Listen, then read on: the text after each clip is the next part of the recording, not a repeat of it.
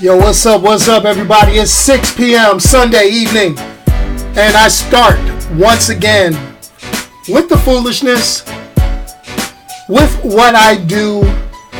This is it. Welcome to Going Full Nerd. Yo, you know I gotta kick it off with the great music. What's happening, everybody? What's going on? It's your boy Onyx once again with Going Full Nerd. Oh, man, recording this podcast is just so exhilarating. It makes me feel so good. And as always, a wonderful little beverage to start it off and keep me cool in my hot office as I spend the next 30 minutes or so any place in the world, but it's here with you. What's happening, everybody? Yo, no movie review right now. You got your movie review is going to drop.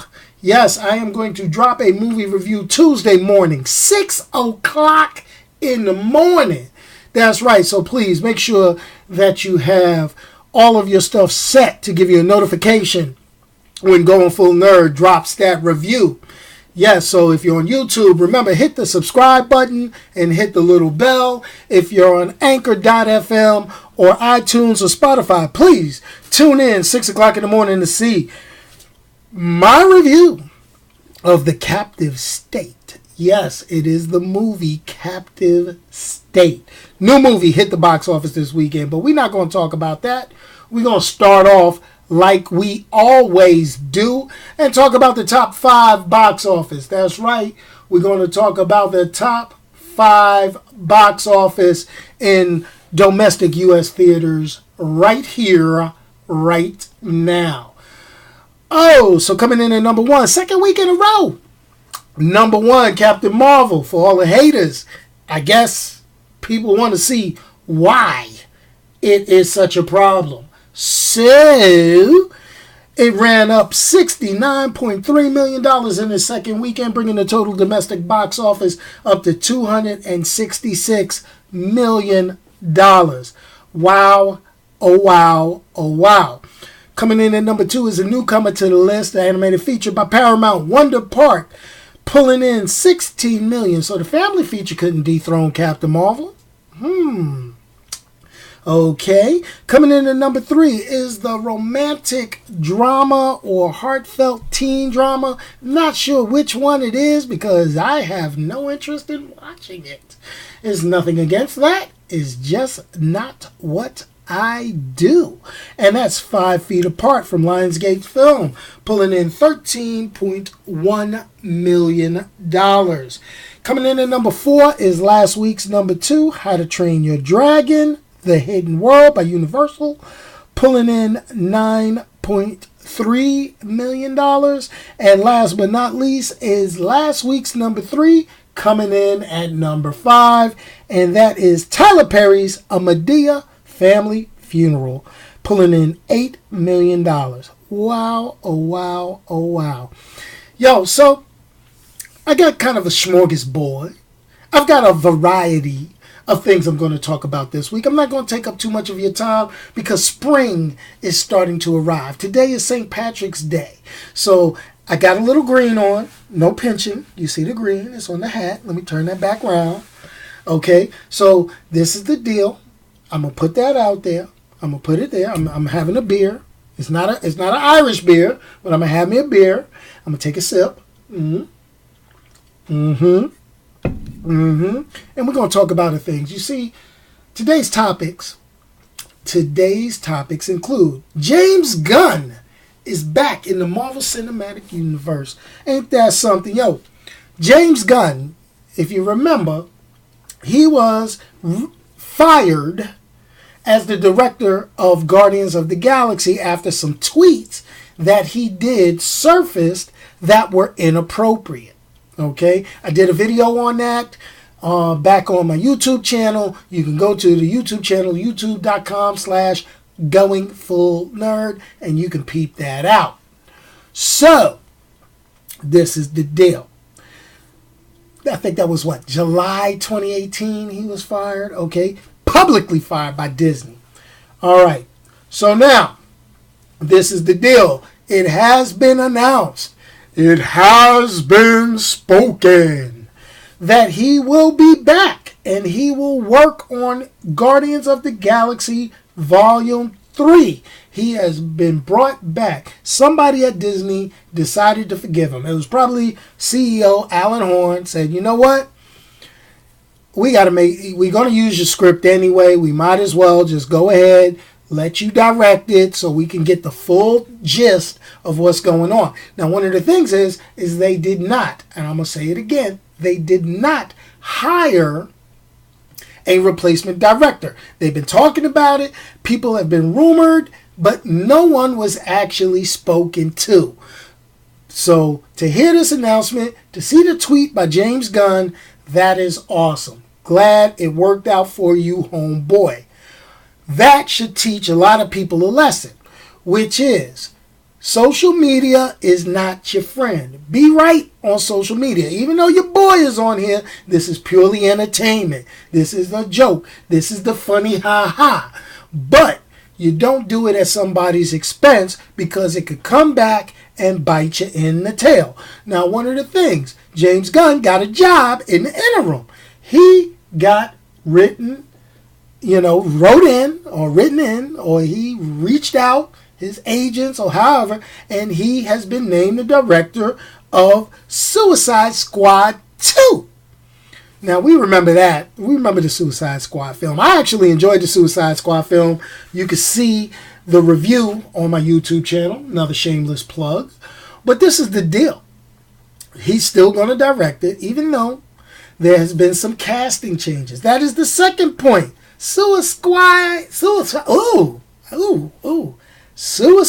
Squad 2 is not actually going to be a sequel. The word on the street,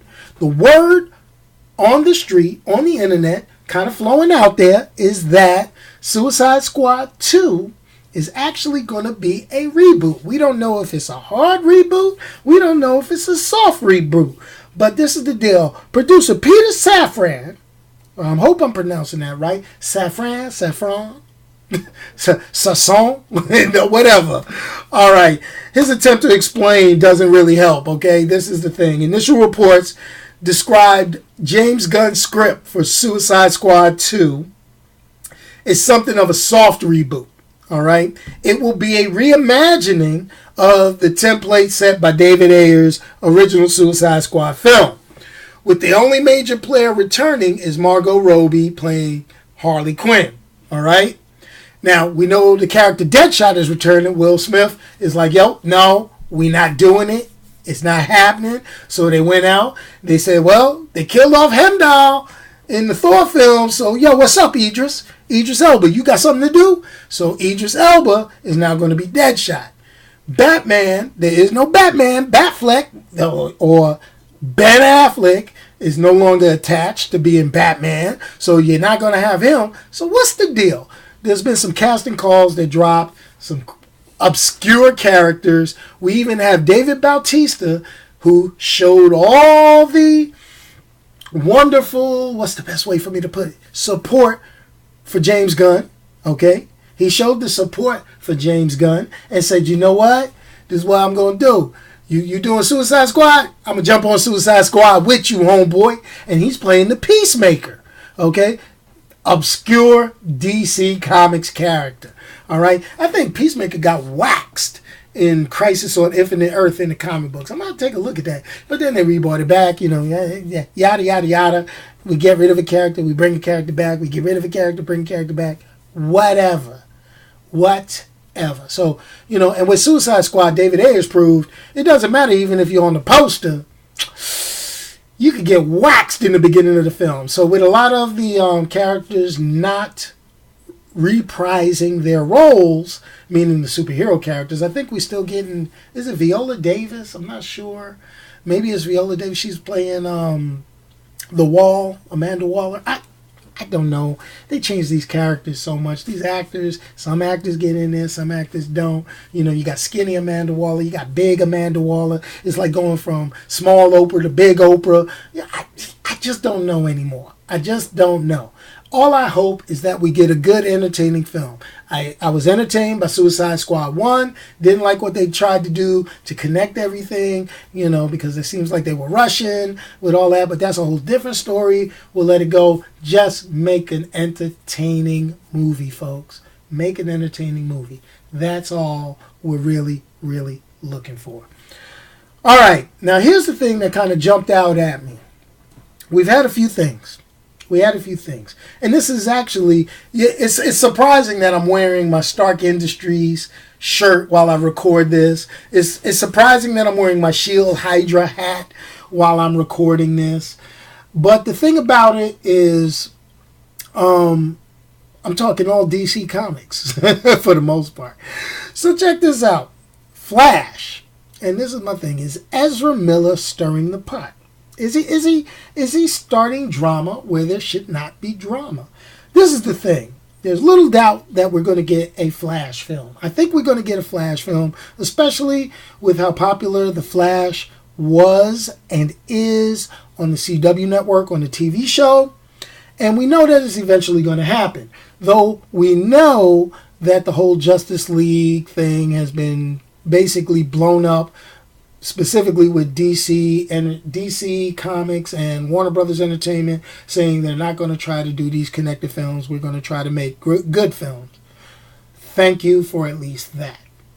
So, sources believe that Ezra Miller and Grant Morrison may be rewriting the script. The rumor on the street is Ezra Miller is not happy with the lighthearted take on Barry Allen inside of the Flash film. This is the thing that's kind of got me confused.